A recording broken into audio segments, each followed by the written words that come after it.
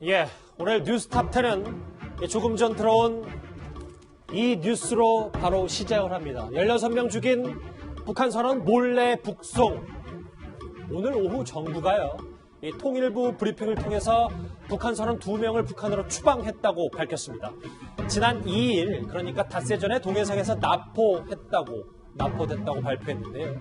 5일이 지난 오늘에서야 북송 소식과 함께 알려진 겁니다. 먼저 어떤 상황이 있었는지 하나하나 먼저 그 사건 개요부터 살펴봐야 될 것 같습니다. 장혜철 평론가님, 시작은 오징어배에 20명 정도가 이제 선원들이 타 있는 이 8월 중순으로 좀 거슬러 올라가야 될 것 같아요. 네, 8월 중순에 정확히 선장과 함께 19명이 탑승한 오징어 잡이배가 한경북도 김책항에서 출항을 하게 됩니다. 이후에 러시아 해역으로 옮겨가서요, 오징어 잡이 조역 활동을 하게 되는데, 그 과정에서 선장의 가혹행위가 있었다는 게 현재까지 우리 당국이 확보한 사실이고요. 예. 그 가혹행위 때문에 3사람이 모의를 해서 먼저 선장을 살해합니다. 그리고 이 사실을 은폐하기 위해 나머지 15명의 동료 선원들도 살해했다고 합니다. 그러니까 3명이서 모두 16명의 선장과 선원을 살해했다는 것인데, 우선 여기에 대한 사실 여부를 떠나서 이 사람들이 이제 사고를 치지 않았습니까?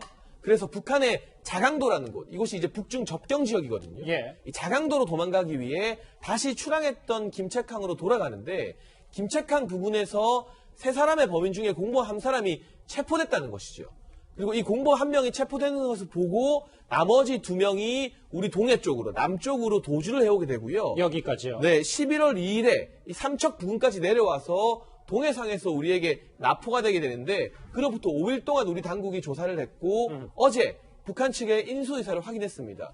북한에서 이 사람들을 받아들이겠다, 이 의향을 보냈기 때문에 오늘 오후 3시쯤 이 사람 2명을, 그리고 문제의 배까지도 북한으로 돌려보냈다고 합니다. 지도 한번 더 볼게요. 장혜철 평론가님, 그럼 만약에 3가지 이번 사건 계획의 포인트를 잡자면, 핵심을 잡자면, 일단 첫 번째, 오징어배에서 오징어 조업을 하던 중에 선장이 가혹행위를 해서 3명이 16명의 선원을 살해했고, 그런데 여러 가지 우여곡절 끝에 삼척 부근 인근에서 우리 정부의 납포가 됐습니다. 그리고 결국 오늘 2명이 추방됐다고, 판문점에서 추방된 것도 처음이라고 하던데요. 사실 비공개로 북한 주민들을 이렇게 우리가 위로 올려보낸 것은 처음이라고 하고요. 유례가 없는 일이고, 사실 이 많은 탈북자들 탈북할 때 북한 측에서는 이 사람들이 북한에서 문제를 일으켰다는 주장을 많이 해요. 오총성 병사 기억하십니까? 예. 북한 내부에서 군에서 살인사건에 연루됐다 이런 말이 있었지만, 우리가 기본적으로 헌법상 북한 주민들도 우리 주민으로 바라보는 게 우리 헌법의 해석인 것이고, 범죄인 인도조약이나 국제상호조약이 전혀 체결되어 있지 않습니다. 이런 상황에서 재판 없이 행정부의 판단만으로 이 사람들을 범죄자로 확보해서 북한으로 송환하는 것이 과연 옳은 일이냐에 대해서 정치권뿐만 아니라 앞으로 여러 가지 논란이 계속 잇따르게 될 것 같습니다.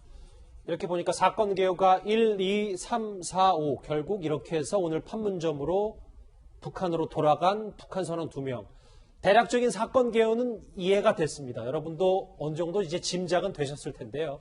그런데요, 우리가 제일 주목해야 할 건 이 5일 동안 정부 당국 말고 이 사실을 아무도 모르고 있었다는 겁니다. 오늘 국회 외통위에서 자유한국당 정진석 의원 이런 발언을 했습니다. 같이 들어보시죠. 우리는 몰랐던 지난 2일 날 북한 주민 2명이 북한에서 내려왔는데, 이 사실을 전혀 우리 국민들은 모르고 있었고, 정부 발표도 없었고 보도도 없었죠. 5일이 지난 오늘 판문점으로 서둘러서 북송을 하는 거예요. 송환시키는데 아직 이루어지지 않았습니다. 3시에 판문점에서 북송을 이거 중단시켜야 됩니다. 문제점들, 석연치 않은 부분들을 이제 뜯어볼 거예요. 조수진 부장. 네. 글쎄요, 추방이든 북송이든 이렇게 우리 당국이 안 알리고 하는 게 맞는 겁니까? 자, 모든 국민에게 다 알릴 수는 없겠지만, 우선 이런 일이 있다면 브리핑이라든지 국방부에서, 그렇죠? 네. 아니면은 국회가 지금 열리고 있으니까 국회 해당 상임위에라도 공지를 했었다면 논란은 그래도 조금이라도 수그러들지 않았을까, 이런 생각이고요. 예. 저는 이 브리핑이나 모든 것을 봐도 의문점이 너무 많다, 이렇게 생각을 합니다. 조금 전에 봤던 지도를 좀 다시 한번 볼 수 있을까요? 네, 지도가 준비될까요? 네, 우선 예. 우리 통일부 대변인 브리핑에서는 동해상에서 납포했다, 이렇게 발표를 했습니다. 예. 자, 그런데 납포한 지점이 바로 삼척 부근 동해상이에요. 이 부분이요. 네. 자, 38선을 기점으로 해서 우리 동해안을 쭉 보면 고성, 그다음에 속초, 그렇죠. 양양, 이쪽이죠. 강릉, 예. 묵호, 삼척까지 다 뚫려 있었다는 거죠. 내려올 동안 그러면은 해군과 또 해경은 뭐 했을까? 이 부분. 네, 삼척 부근 동해상에서 납포됐다. 전에 우리가 발견했다. 북한 어선 발견했다라고 발표가 되면서 그 논란이 벌어졌던 일하고 거의 흡사해요. 삼척 목선 사건이죠. 그렇습니다.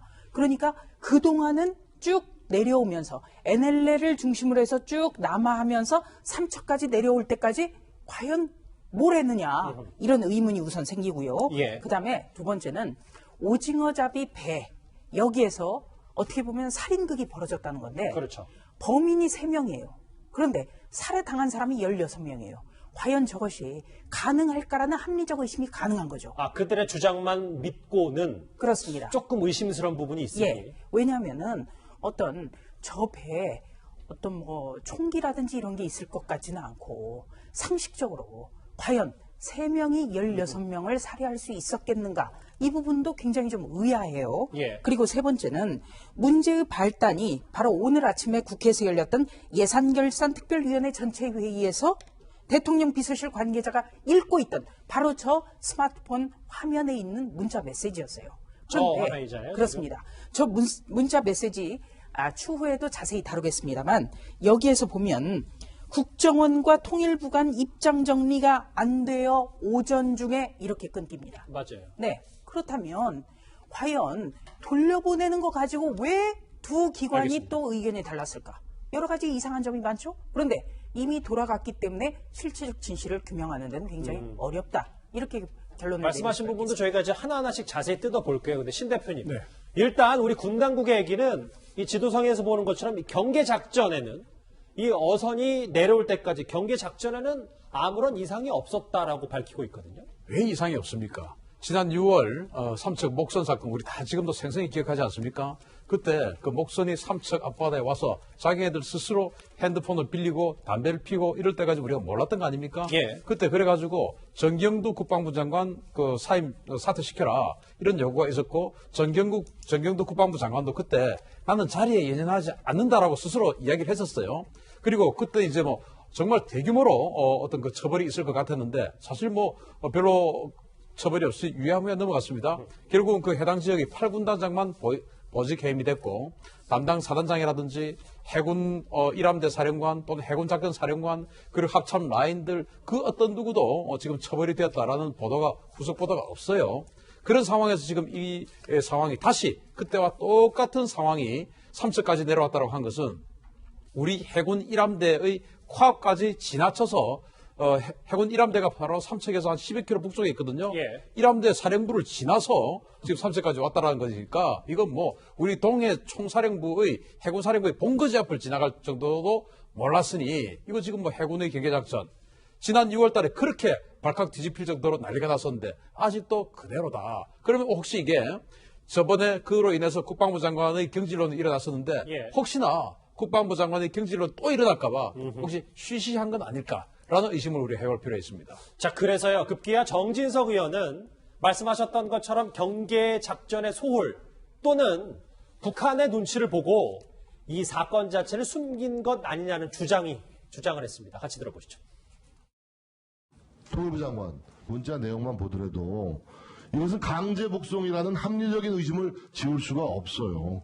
아니 도대체 이 북한 주민 2명이 지난 2일날 귀순 의사를 가지고 남쪽으로 내려왔을 수도 있고 한데 전혀 그 사실도 알리지 아니하였고 이걸 서둘러서 지금 북송을 한다는 것 자체가 전혀 지금 이건 납득하기 어려우니 오후 3시에 판문점에서 북송하는 그 작업을 일단 멈춰야 된다라고 생각합니다. 저 얘기대로 깜깜이 북송. 그런데 사실 이 사건이 이렇게 언론에 알려지기까지는 장현철 평론가님, 한 언론사가 그 국회에서 포착된 그 문자 메시지 사진 있잖아요. 그게 네. 사진이 없었다면 지금도 저희가 이 사건을 몰랐을 수 있는 거 아니겠습니까? 네, 정부에서는 송환 이전에는 밝힐 계획이 전혀 없었던 것 같고요. 지금 보시는 사진인데 이 경우는 국회 예산결산특별위원회 전체 회의에서 대통령 비서실 관계자가 읽고 있던 스마트폰 화면입니다. 언론사 카메라에 포착이 되어 있는데 보시는 것처럼 단결 누구누구 중령입니다. 오늘 오후 3시에 판문점에서 북한 주민 2명을 송환할 예정입니다라고 나와 있고요. 또 어떤 내용이 포함되어 있느냐. 이번 송환과 관련하여 국정원과 통일부 간 입장 정리가 안 되어 오전 중 뒷내용은 저희가 유출을 해봐야겠습니다만 국정원과 통일부 사이에서 이 북한 주민 2명을 송환하는 문제를 놓고 예. 어느 정도 이견이 있었구나라는 점은 충분히 짐작할 수 있습니다. 그렇기 때문에 이 부분에 대해서 사실 여러 가지 공개할 수 있는 방법이 있어요. 국민들에게 공개하는 것이 보안상 위험하다면 국회 정보위나 이런 것들 비공개로 지금도 열리거든요. 그 상황에서 국회의원들에게 뭔가 보안을 요구해 놓은 상태로 설명을 했다면 이런 수많은 억측이나 의혹들 우리가 추측을 하지 않을 수도 있었을 텐데 그렇겠죠. 이걸 감추고 있다가 문자 메시지가 들통이 나서 뒤늦게 알려진 것부터가 수많은 의혹을 양산해낼 수밖에 없는 길이고 또 한 가지 제가 지적하고 싶은 것은 정말 국가 보안 상황이라 지키려고 했다면 예. 대통령 비서실 관계자가 저렇게 언론사의 카메라에 찍히면 안 되는 것이죠. 너무나 기본적인 보안 수칙 아니겠습니까? 전부 아마추어 같다는 얘기입니까? 저렇게 중요한 내용이 언론사 카메라에 무방비로 찍히게 하는 이러한 일 처리 방식도 사실은 우리가 짚어봐야 될 중요한 문제라는 점을 말씀드리고 싶습니다. 자, 지금 뭐 제가 따로 취재를 했는데요. 예. 저 그 문자 메시지를 보낸 사람은 JSA 대대장입니다. 아하. JSA 대대장이고 예. 저 문자 메시지를 받은 사람은 수신자는 김유근 안보실 1차장입니다. 아하. 그게 이제 지금 저 스마트폰이 찍힌 사람은 누군지 모르겠으나 예. 뭐 저렇게 이제 퍼졌는지 모르겠으나 어쨌든 JSA 대대장이 김유근 안보실장 1차장에게 보낸 예비역 중장이죠. 예. 그분에게 보낸 그런 문자라고 합니다. JSA 대대장이 제1차장, 그러니까 어쨌든 국가안보의 책임자 중에 그렇습니다. 한 명에게 저걸 메시지를 보낸 거고. 네. 근데 그 메시지 안에 고스란히 지금 이 국정원과 통일부 사이에 이견이 있다는 것도 저 안에 메시지에 담겨 그렇습니다. 있습니다. 자, 그러면 이렇게 깜깜이로 몰래, 그것도 긴급히 북송을 할 수밖에 없었던 이유, 김정모 시장은 뭐라고 판단하십니까? 제가 볼 때는 이제 먼저 통일부와 국정원에 무슨 이견이 있었냐 이 부분인데 예. 아마 국정원은 이제 합심조에 들어가 있고 통일부는 합심조에 들어가 있지 않습니다. 그 더군다나 7월 2일 날 이제 납포가 됐다고 그랬지 않습니까? 그다음에 7월 5일 날 북한에 돌려보냈다고 통보를 하게 되지요. 그다음에 7월 6일 날 북한이 그럼 받겠다 이렇게 얘기했지 않습니까? 예. 그래서 오늘 이제 보낸 거 아니에요. 여기서 지난번에 목촌 사건 때도 굉장히 비난을 많이 받은 것이 너무 그냥 하루도 안 돼서 바로 보냈지 않습니까? 두 사람 보냈는데 그때도 어떤 일이 벌어졌냐면 지방 합심조가 먼저 이제 신문을 합니다. 예. 그러면 그거는 뭐 불완전합니다. 전문가들이 아니거든. 그 지방에 파견되는 사람들이 하는 합신은 별로 믿을 수가 없어요. 그러면 네. 서울에서 내려가야 됩니다. 삼척으로요. 네, 내려가든가 아니면 저 삼척 사람들은 이제 서울로 불러 올리든가. 그래서 제대로 된 합동신문을 하면은 한 일주일은 걸립니다. 아무리 빨리 해도. 그러면 요번에도 마찬가지로 한 이틀 정도 이렇게 하고 바로 북한에 데려가라고 통보를 했지 않습니까? 제대로 했으면 일주일 정도 걸리는 걸 지금 5일도 안 돼서 지금 바로. 그렇죠. 한 이틀 정도 하고 북한에 바로 데려가라고 이렇게 통보를 했거든요. 이게 바로 문제가 돼서 아마 국정원이 조금 더 조사를 할 필요가 있다 얘기를 했는데 통일부는 남북 관계라 생각을 해서 아하. 바로 보내자 이렇게 한 거 아닌가 이런 생각이 좀 들고 예. 그다음에 이제 정부가 묻으려고 했던 것은 지금도 이제 우리가 조금 감추려고 했던 것은. 감추려고 했던 것은 경계망이 완전히 뚫어졌던 부분이 있고 그다음에 이제 정부에서 뭐라 했냐면 돌려보내면서 일단은 흉악범 살인사건의 흉악범을 보내는 것은 북한 이탈주민법의 위반이 아니다 하는 게 하나고 그다음에 국제법상으로도 난민이 아니다. 그다음에 또 세 번째 그냥 받아들이면 우리 사회에 우리 국민들의 안전이 위협이 된다. 이게 세 가지 이 얘기거든요. 근데 지금까지 살인자들을 살인하고 우리 국내에 들어왔지만은 다 받아줬습니다. 실제로 받아줬습니다. 그러니까 순화이국을 지켜가지고 다시는 한국에서 범죄를 저지르지 않는 약속을 받고 일단 국내에 살게 만들어줬습니다. 살인사건에 연루된 그 흉악범 얘기는 잠시 뒤에 한번 더 짚어보고요. 김정우 시장이 그러니까 조금만 더 정리하자면 군이 경계 실패의 소홀을 인정하기 싫어서 일단 몰래 북송을 한 거고 그리고 거기다 더 나아가서 북한에 좀 눈치를 더 봐야 되는 통일부 목소리가 국정원 목소리보다 더 컸기 때문이다. 이렇게 보시는 거죠.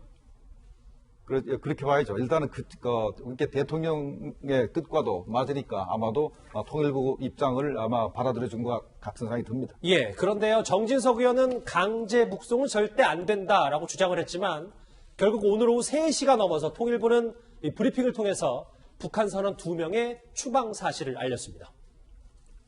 정부는 지난 11월 2일 동해상에서 납포한 북한 주민 2명을 11월 7일 오늘 15시 10분경 판문점을 통해 북한으로 추방하였습니다.